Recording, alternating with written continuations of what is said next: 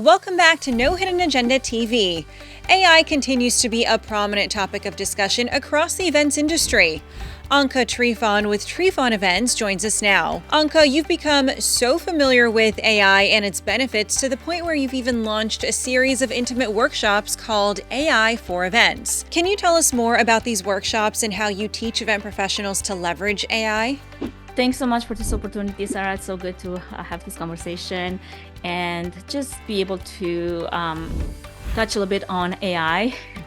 Not that it's the latest fad, but because it really can help us and not just be more efficient, but streamline a lot of the processes. And some of those workshops, I intentionally keep the class small so that I can have intentional conversations, and then we can walk each individual participant through their case scenario. So like you might have someone that cares more about some type of enhanced personalization, and then we analyze their past attendee data, and then we tailor that to some AI tools that will help them create more personalized schedules, or maybe recommend networking opportunities, or maybe you have someone that just wants to streamline their operations, and that means either automation for registration, ticketing, maybe entry processes that would reduce some queues and a lot of the admin overhead.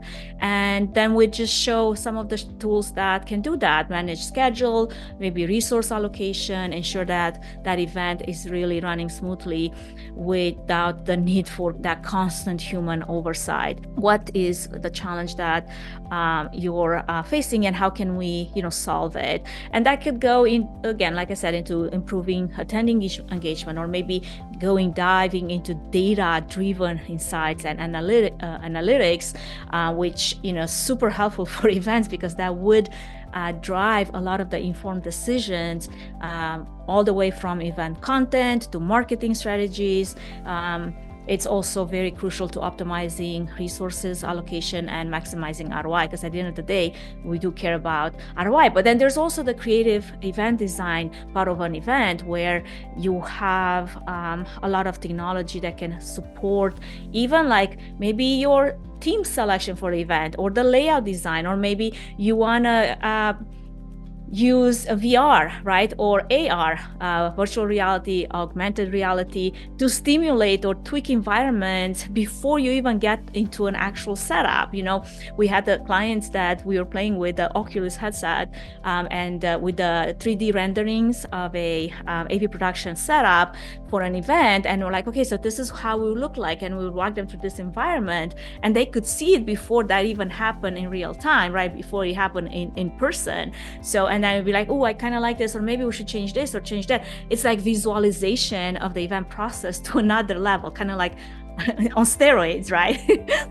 Or maybe you have your not so tech event planner. They're like, I'm just barely touching ChatGPT, and I would just like to get more comfortable with knowing how to ask it the right thing so I can get the right output. So then we just go into prompting frameworks, and I have an entire workshop just in prompting frameworks and qualifiers, and what are the right things to say or engage with when you talk to an LLM, right?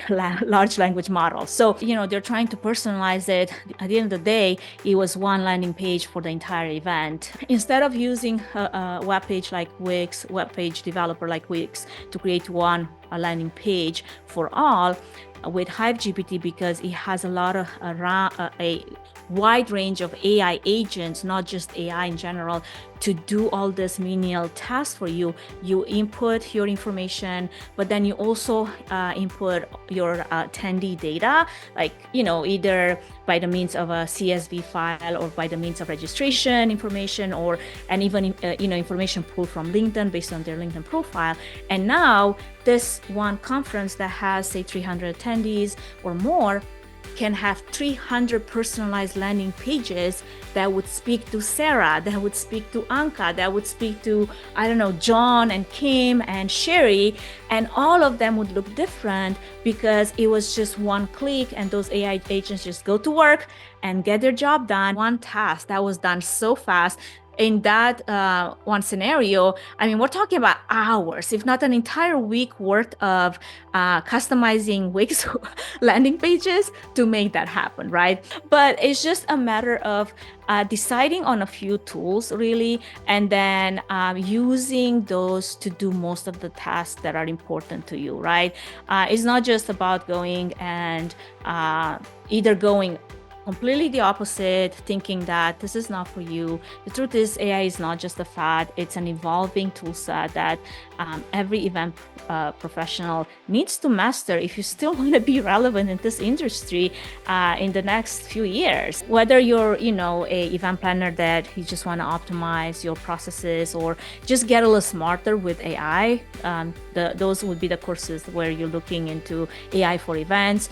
And then the AI for business courses are mostly geared towards the entrepreneur, the small business owner, the business that wants to grow with AI, wants to implement processes into their flows and their workflows, but in a way that is sustainable. I do one-on-one consultations, and a lot of those consultations you can book on my website straight up by contacting, go to the contact page, or just DM me on LinkedIn, if that's where your playground is. Thanks, Anca. To learn more about upcoming AI for Events workshops, please visit the URL on your screen. Up next, we speak with PJ Loughran, CEO of EMÁJYN, a bespoke experience agency that specializes in VIP hospitality and executive-level events. PJ, as we look to create memorable experiences for event attendees, what is the value of vulnerability in events?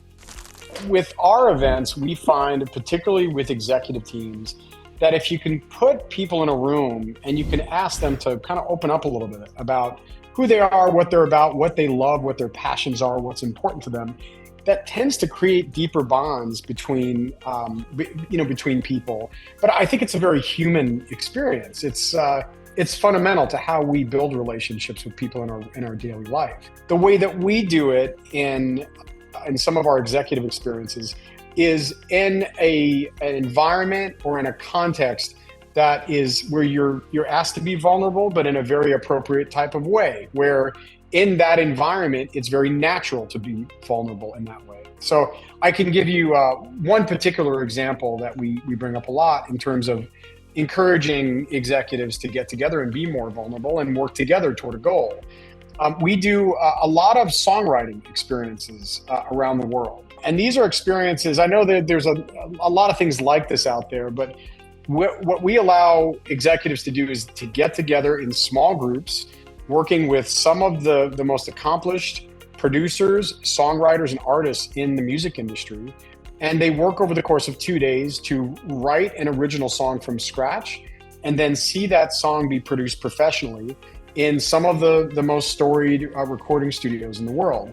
The prime example of that is we did an experience for a group of 20 executives. It was really 10 executives and their spouses for the most part. There's actually someone brought one of their kids there as well, who's an aspiring musician. And we brought them to Abbey Road in London, and they got to work in the room where the Beatles recorded, I think it's 190 of their 210 songs. The room is very special because Abbey Road has really preserved that room for to look just like it did when the Beatles were working there. If you've ever seen footage, photos or video of the Beatles working in there, when you walk in that room, you feel like you've just gone through a time machine and you're in this incredibly historic space that has really been maintained for that purpose. And what happens when you're writing songs, especially in small groups of 3 or 4, is you have to share something about yourself in order to compose something. You're telling a story, you're creating a narrative. And songs, as we know, are very much about touching touching emotions and things about ourselves and expressing those through a narrative. So what you find is these executives start sharing things about their children. They start sharing things about their spouse, about their family, about things that they're passionate about, potentially about things that they were passionate about when they were younger, that they've sort of moved on from later in life. And these songs are built around these shared vulnerabilities, talking about very emotional subjects amongst people who are doing business together. What's so fascinating to me whenever we do this, and this has happened many times, is at the end of those 2 days, we serve everybody a special drink. Usually it's some kind of spirits tasting that we're doing, or a glass of great champagne. And we play all the songs that were created during that 2-day period. And no joke, we have executives crying in the room. They're all just, the emotions that are coming out, because they've created something that expresses something that's very emotional for them, that's shared amongst these people. And there's kind of this trust amongst everybody there that they're in a safe place. These vulnerabilities are very normal in a recording studio. They may not be normal in the boardroom, but in a recording studio, particularly a storied recording studio like Abbey Road or the Village Recorder in LA, or a number of places that we've done these experiences, it's a really profound moment for these people when they come together. Creativity is a big part of it. Creating experiences that are unexpected. Even if it's not outside of somebody's comfort zone, I'm staying away from the ordinary. The clientele that we work with have done it all. They've stayed at the nicest hotels. They've been to the best restaurants. They've been to a gajillion events. Our goal is to create something that surprises them, or where they arrive and they have an experience where they leave and they said, well, that was so much better than I thought that was going to be. Or, wow, I've been to so many fundraisers, or I've been to so many corporate events, but this was really special. I think holding the bar up really high, not just to the attention to detail and the level of hospitality, which I think for executives is a given, they expect that, but bringing a level of creativity and innovation to events that makes those things memorable. And I find when you do that, people are more willing to open up. They get excited. They want to connect with each other in a way because they're sharing something that they're excited about with one another. But we really take creativity in experience planning and event planning very, very seriously. We want people to come away being completely surprised, completely blown away by this particular experience that we've created for them. Learn more about EMÁJYN and how they bring the vulnerability out of events by heading over to emajyn.com. Thanks for joining us, and see you again on June 13th.